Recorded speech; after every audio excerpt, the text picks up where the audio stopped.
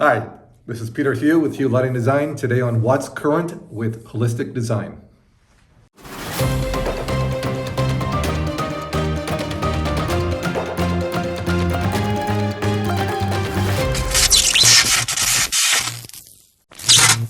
Hey, Peter, thanks for joining us today on What's Current. Peter, what does holistic design mean to you? Holistic design refers to looking at an overall picture, not just in a project based. It goes beyond aesthetics. It goes beyond architecture. It really takes in a lot. Design that's done off of just numbers is technically correct, but that doesn't make that it's right for people. And to me, if something is holistically driven or considered, it factors in people's emotional states. It factors in subconscious likes and dislikes.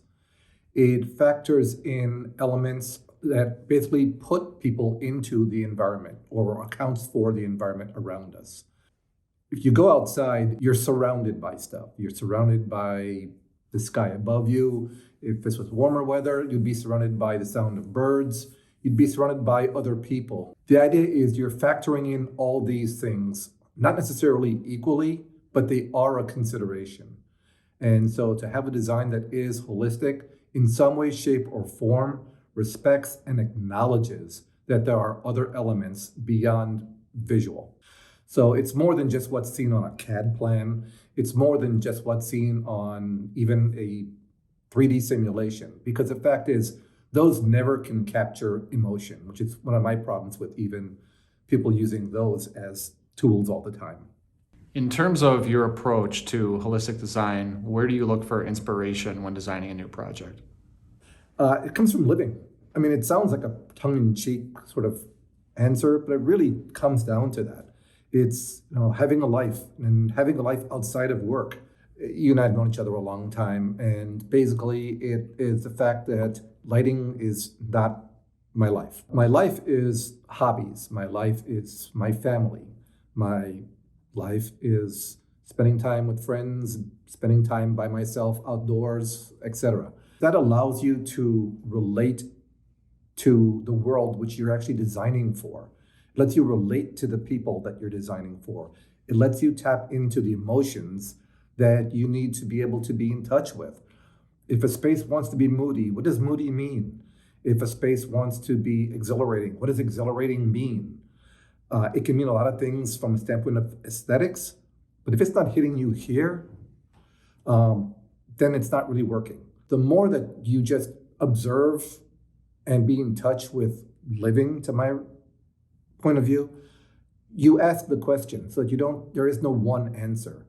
You almost turn the tables and narrow it down. I mean, during this COVID time, I spent a lot of time at my deck, just looking out at my backyard, looking at chipmunks and birds and the way the sun moved across the garden, and getting a sense of what the real world and what real life actually did. And it made me have to rethink a lot of things about how I've been designing in the past, but that was good. That's what evolution is. So you discussed your personal approach when it comes to holistic design, but do you find it difficult to put yourself in the user's shoes? So for me / us to get a sense or tap into our clients' feelings to be able to better implement this involves a lot of questions. So part of my background actually is in psychology as well. So in some ways, we actually psychoanalyze the client in the project. One question that we are kind of become famous for asking is, if any one project was alive, literally, was it a living person or being, who or what is it? From a holistic and a psychological standpoint, it helps us narrow things down better so that in the end, the project does become alive. So then in the end, the project does have a personality, and thus it carries an emotional state, which transfers to the occupants. And that allows us to really get a read on the project and the architect's and owner's vision of the personality of it. If I know that the space is going to be a working space, well, there has to be elements of dynamic, there has to be a space of excitement, but it also has to be a space where they can focus. So form does follow function. I mean, I still deep down inside believe in that. But once I get there, then I can start tailoring the personality aspects of it. And that's where asking a lot of questions that come out. How can I personalize it? Whom is this project?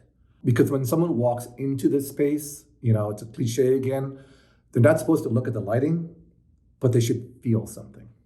What do you feel is the biggest misconception in regards to holistic design? I think the biggest misconception, honestly, is people think that it is some sort of weird, funky, psychic Zen philosophy, essentially. That it falls in there with spirits and auras and different ethereal elements. And it doesn't really impact real world, real application. And that's a huge misconception. It is very much the opposite of that. It does involve all these things. It doesn't exist without all these things. When we say that we're applying a holistic approach to a project or just to a space or to a direction, and people kind of give that little weird smirk, I kind of have a sense that where their mindset is of ignoring those all-encompassing things versus the people who just listen and get it.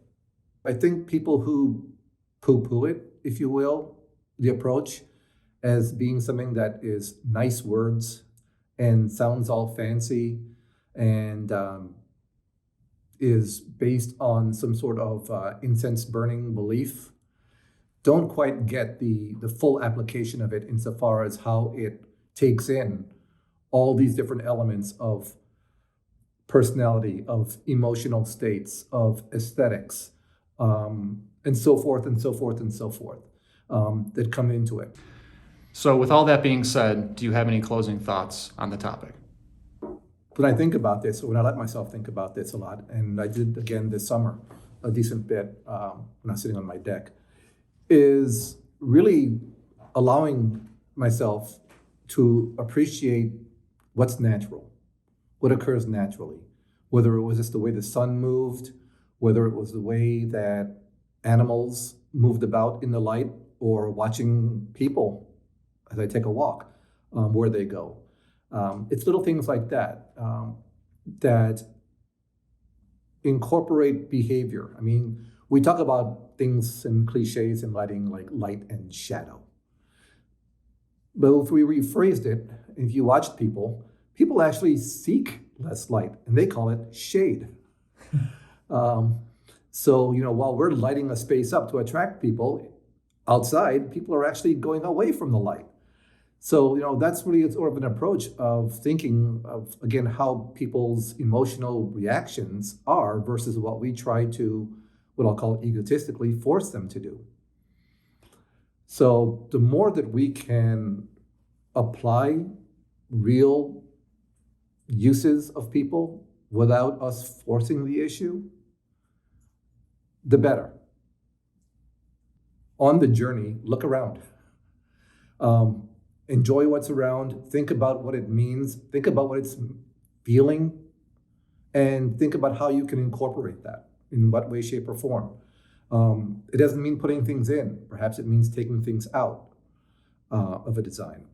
And so if you're going to apply this approach in some way, shape, or form, as long as in the end, if you were to ask yourself, is this all about how things feel and how things can be experienced in as many ways as possible, you're on a good path.